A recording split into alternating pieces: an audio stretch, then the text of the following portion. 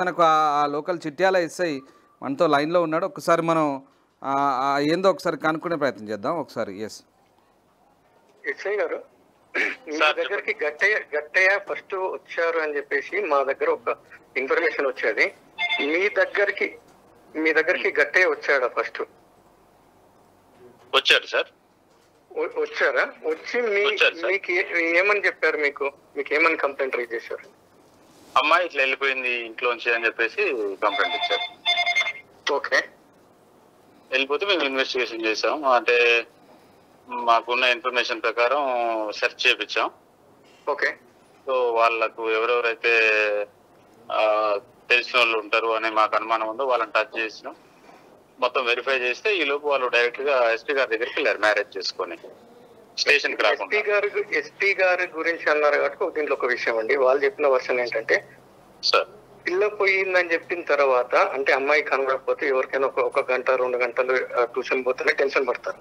అలాంటప్పుడు మీ దగ్గరకు వచ్చి నెల రోజులు తిరిగాక మధ్యలో ఒకసారి మీతోనే కాకపోతే ఎస్పీ దగ్గరికి వెళ్ళారట ఈ గట్టయ్య అండ్ వాళ్ళ ఫ్యామిలీ. వాళ్ళు వెళ్ళినప్పుడు మళ్ళీ ఆ ఎస్పీ దగ్గరకు వచ్చారట. వస్తే మీరు ఒక వర్షన్ చెప్పారు, మీరు ఎస్పీ దగ్గరికి వెళ్ళారు, మీరు ఎస్పీ దగ్గర పోయిన తర్వాత నా దగ్గరకు వచ్చి మీరు చేసేది ఏంటి, నేను చేసేది ఏంటి అన్నారు. అవునా? అట్లా అనలేదు సార్, అనలేదు. కాకపోతే మా పై ఆఫీసర్లే, అంటే ఐ మీన్ యాజ్ పర్ లీగలే చెప్పారు కదా, ఇక నేను దీంట్లో ఇంకేం చేయడానికి ఉంటది అన్నట్టు చెప్పాను. అంటే మేజర్లు వాళ్ళు ఇష్టపూర్తిగా చేసుకున్నారు. ఆ అమ్మాయి వస్తాను మా పేరెంట్స్ కి ఒకసారి మాట్లాడతా సార్ అని అమ్మాయి అంటే మేము పిలిపించి కౌన్సిలింగ్ చేయడానికి ఉంటుంది సార్. ఆ అమ్మాయి మోరోవర్ ఏం కంప్లైంట్ ఇస్తుంది, మా వాళ్ళతో థ్రెట్ ఉంది నాకు అని చెప్పేసి కంప్లైంట్ ఇస్తుంది. సో ఏమన్నా యాజ్ పర్ లీగల్ వెళ్తాం కదా సార్.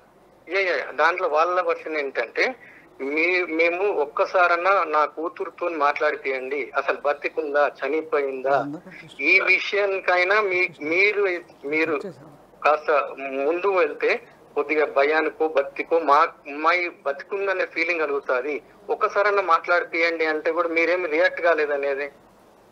అట్లేం లేదు సార్, రియాక్ట్ కాకపోవడం ఏం లేదు. ఈవెన్ ఇందాక కూడా మాట్లాడిచ్చాను అమ్మాయితో. చనిపోయిన తర్వాత మాట్లాడితే ప్రాణం తిరిగి వస్తుందా? అంటే సార్ మనం ఇట్లా వాళ్ళు మేజర్లు వాళ్ళ ఇష్టపూర్తిగా చేసుకొని పోయిన తర్వాత మనం రమ్మని చెప్పడానికి ఉండదు కదా సార్. అమ్మాయి వస్తా అంటే వాళ్ళు అడిగింది రమ్మని చెప్పడానికి కాదు, వాళ్ళు లాస్ట్ కాల్ అంటే కనీసం బతికుందా, బతికుంటే ఒకసారి మాట్లాడిపోయండి, నా కూతుర్ని 18 ఏళ్ళు కష్టపడి పెంచిన తర్వాత 18 ఏళ్ళు మేజర్ కాగానే తీసుకుని వెళ్ళాడు అంటే ఇది ప్లాన్ కాదా? 18 ఏళ్ళ వరకు వెయిట్ చేసిన వ్యక్తి 18 ఏళ్ళు ఎట్లా తెలుస్తుంది? 18 ఏళ్ళు కాగానే జస్ట్ ఒక 2-3 డేస్ అంటే ఒక 1 వీక్ లోనే తర్వాత అమ్మాయిని తీసుకెళ్తే మేజర్ గా రూల్స్ రెగ్యులేషన్స్ అన్ని వర్కౌట్ అవుతుంది అనేది ఒక ఎవరో ఒకరు దీని వెనకాల స్కెచ్ ఉందని అనిపించట్లేదా మీకు? చెప్పండి. 18 ఏళ్ళు నిండగానే తీసుకెళ్లారంటే ఏదో ఒక స్కెచ్ ఉండి ఉంటాను కదా. 18 ఏళ్ళు అంటే ఒక ఏమైనా అమ్మాయి అభిప్రాయాన్ని ఎక్కువ లీగల్ గా పరిగణలోకి తీసుకుంటాం సార్. ఆమె 18 అయిపోగానే వెళ్ళిందా, ఎవరైనా చెప్తే వెళ్ళిందని అమ్మాయి స్టేట్మెంట్ గనక నన్ను ఎవరో మ్యానిపులేట్ చేశారు, నేను మ్యానిపులేట్ చేయడం వల్ల నేను ఇట్లా పోవాల్సి వచ్చిందని అమ్మాయి స్టేట్మెంట్ ఇస్తే ఇప్పటికైనా దాని తగ్గట్టుగా లీగల్ యాక్షన్ తీసుకుంటాం దానికి కారణమైన వాళ్ళ మీద. ఇప్పుడు తల్లిదండ్రులు ఒక కంప్లైంట్ రేజ్ చేశారు, ఒకసారి చూసి మీరు క్రాస్ చెక్ చేయండి, ఎంక్వైరీ చేయండి. ఎంక్వైరీ చేస్తే పోయిన భర్త ఎలాగో రాడు, పోయిన గట్టే తిరిగి రాడు. అలాంటప్పుడు కనీసం ఒక న్యాయం చేయాలి అని చెప్పేసి వాళ్ళు కోరుకొని ఏకంగా నాకు తెలిసినంత వరకు ఈ మధ్యలో తెలంగాణ పోలీస్ స్టేషన్ మీదకి వ్యక్తులు రావడం అనేది ఫస్ట్ టైం కదా సార్? న్యాయం పోలీస్ స్టేషన్ తెలంగాణ పరిధిలో పోలీస్ స్టేషన్ మీద అటాక్ జరిగిన ప్లేస్ ఇది ఒకటే కదా ఈ కాలంలో? అటాక్ అంటే ఏం అటాక్ జరిగింది సార్? ఇప్పుడు వచ్చి ఆందోళన మా దగ్గర వీడియోలు అవన్నీ ఉన్నాయి, మేము ఆల్రెడీ మీరు లైవ్ లో ఉన్నారు, మీరు మాట్లాడింది ప్రతి ఒక్కటి అందరూ వింటున్నారు సార్. మీది కరెక్టేనా? మేజర్ అమ్మాయి ఆమె ఇష్టపూర్తిగా పెళ్లి చేసుకొని పోయిన తర్వాత మళ్ళీ మేము ఇంకా ఆమె ఇష్టానికి విరుద్ధంగా పిలవడానికో లేకపోతే ఇంకేదో లీగల్ యాక్షన్ వేరేలాగా చేయడానికో ఉండదు సార్. ఒకవేళ అమ్మాయి వచ్చి స్టేట్మెంట్ ప్రతిసారి లీగల్ వెళ్తున్నారు, మేము అడిగేది లీగలే మాట్లాడతాం కదా సార్. అంటే ఒకటి లేదు, మేము అడిగేది ఒకటే, వాళ్ళది ఒకే ఒక స్టేట్మెంట్. వాళ్ళ స్టేట్మెంట్ అంటే నా కూతురు బతికుందా చనిపోయిందా ఒక్కసారి మాట్లాడిపోయండి అంటే, మీరు చనిపోయిన తర్వాత ఇప్పుడు మాట్లాడిపిస్తే తిరిగి వస్తారా? అదేదో ముందే మాట్లాడిపిస్తే ఆయన నా దగ్గరికి మాట్లాడేయమని రాలేదు సార్, నా దగ్గరికి ఎప్పుడు రాలేదు మాట్లాడేయమని. కేసు అయిన తర్వాత నా దగ్గరికి రాలేదు. ఇక మీ దగ్గరికి ఎప్పుడు వచ్చారు? 1 month అవుతుందా మీ దగ్గరకు వచ్చేసి మా కూతురు మిస్ అయింది అనేది? 1 month అవుతున్నట్టు. ఇక 1 month నుంచి ఇప్పటి వరకు మీరేం చెప్పారు వాళ్ళకి?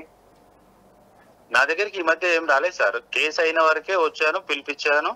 అది అమ్మాయి ఎస్పీ గారి ఆఫీస్కి వెళ్ళింది. అక్కడి నుంచి నాకు థ్రెట్ ఉంది సార్ మా ఫ్యామిలీ నుంచి అని చెప్పేసి అక్కడ రాసి ఇచ్చేసింది. అక్కడి నుంచి వెళ్ళిపోయింది స్టేట్మెంట్ ఇచ్చేసి, అంతే. ఇక ఈ మొత్తం మీటింగ్ లో మీరు ఒకసారి మీరు డబ్బులు ఏమైనా డిమాండ్ చేశారా? అంత గలీజ్ గా ఎందుకుంటారు సార్ అట్లాంటిది ఏమి అంత నీచంగా? వాళ్ళు చెప్పింది మేము అడుగుతున్నది ఏంటంటే వాళ్ళు ఇచ్చిన స్టేట్మెంట్ అది. మేము వచ్చాము, ఆఖరికి మంత్రి దగ్గరికి వెళ్ళాము, ఎస్పీ దగ్గరికి వెళ్ళాము, ఆఖరికి ఎస్ఐ దగ్గర వెళ్తే ఎస్ఐ ఏమన్నాడు మీరు ఆల్రెడీ మంత్రి దగ్గర వెళ్ళారు, అలాంటప్పుడు నేను చేసేది ఏముంది ఇక్కడ, పోయి అన్నీ కలుపుకోండి అన్నారు. ఇప్పుడు దీంట్లో ఎన్ని రకాలు సార్, ఒక మాట, ఇది 100% లీగల్ గా చేసిన ఏది ఉన్నా కూడా నా మీద ఏదైనా ఉంటే డిపార్ట్మెంటల్ ఎంక్వైరీ చేయొచ్చు, ఇంకేదైనా చేయొచ్చు. కానీ ఎన్ని రకాలుగా అలిగేషన్స్ వీలైతే అన్ని రకాల అలిగేషన్స్ పెడుతున్నారు సార్. వాటన్నిటికీ నేను చెప్పుకుంటూ పోవాలంటే కాదు. నా మీద కూడా నా పై ఆఫీసర్లు ఉంటారు సార్. నేను ఏదైనా పొరపాటు చేస్తానో, నేను లేకపోతే కొద్దిగా డీవియేట్ చేస్తేనో, నన్ను అబ్జర్వ్ చేయడానికి, నన్ను వార్న్ చేయడానికి, నా మీద యాక్షన్ తీసుకుంటానికి నా సుపీరియర్ ఆఫీసర్లు ఉంటారు సార్.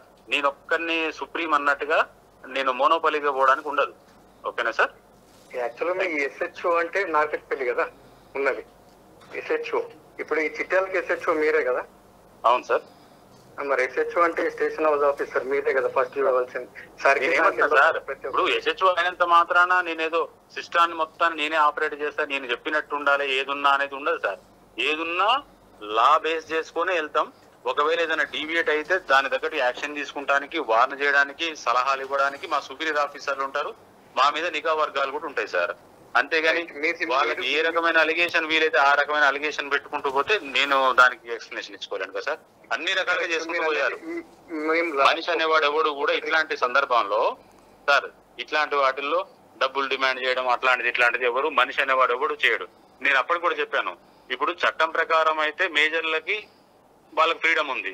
మానవత్వంగా అయితే ఇది కరెక్ట్ కాదు. 18 ఏళ్ళు దాటిన అమ్మాయిని తీసుకుపోయి కుటుంబానికి దూరం చేయడం, ఇంత మానసిక క్షోభ పెట్టడం కరెక్ట్ కాదు అనేది మానవత్వంతో మాట్లాడతాం. ఒక హ్యూమన్ బీయింగ్, ఒక మనిషిలాగా, ఒక సివిలియన్ లాగా.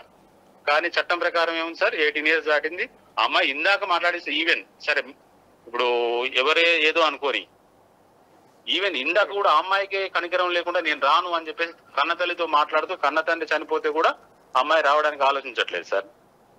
అది వదిలేసి వాళ్ళ మీద మీరు ధర్మ గారు, మీ పేరులో ధర్మం ఉంది, మీరు వాళ్ళకు కూడా ధర్మం చేయాలని మేము కూడా కోరుకుంటున్నాం. తొలి వెలుగు నుంచి కోరుకునేది కూడా అదే. మీ పేరుని కంటిన్యూ చేయండి. 100% అట్లనే ఉంటా సార్. ఇది ఒక్కటే కాదు సార్, మీరు తెలుసుకోవాలంటే 100 రకాలుగా తెలుసుకోవచ్చు ఒక పర్సన్ గురించి, ఓకే, ఒక ఎంప్లాయీ గురించి. నేనేమంటున్నా అండి, మీ పేరు తగ్గట్టే 2 వర్గాలకు ఏదైతే కరెక్ట్ న్యాయం అవుతుందో అది చేయాలని తొలి వెలుగు నుంచి కోరుకుంటున్నాం. ప్రపంచంలో ఏ మూల ఏ క్షణం ఏం జరుగుతుందో వేగంగా తెలుసుకోవడానికి తొలి వెలుగు వాట్సాప్ ఛానల్ని ఫాలో చేయండి.